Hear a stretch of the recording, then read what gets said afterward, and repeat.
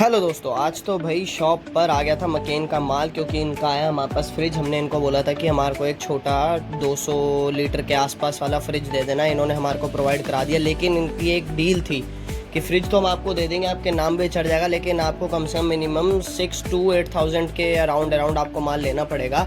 तो एकदम से ही सुबह सुबह का समय था, आपको पता है कस्टमर एक्विजिशन सुबह तो इतना होता नहीं है, तो इनका ही माल आ गया। हमें लगा रहे थे, इनकी कुछ आइटम शॉर्ट्स भी हैं, तो प्लीज़ गाइज अगर आप भी अपनी शॉप पर ये चीज़ें लेते हैं तो ध्यान से चेक करें। वो तो हमारा नोन था, तो जानकारी के चक्कर में हमें थोड़ा सा वो हो गया कि चलो आपके पास पहुंचा देंगे।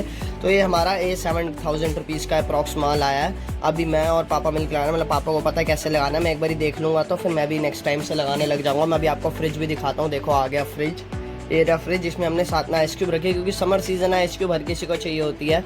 तो ये साथ में ऊपर हमने टोकरी नहीं थी, हमने अपनी पर्सनल अलग से लगाई है। नीचे पूरा फिल है 200 ml का। होप सो गाइस मिलते हैं कल। Till then bye bye. Channel subscribe कर दें।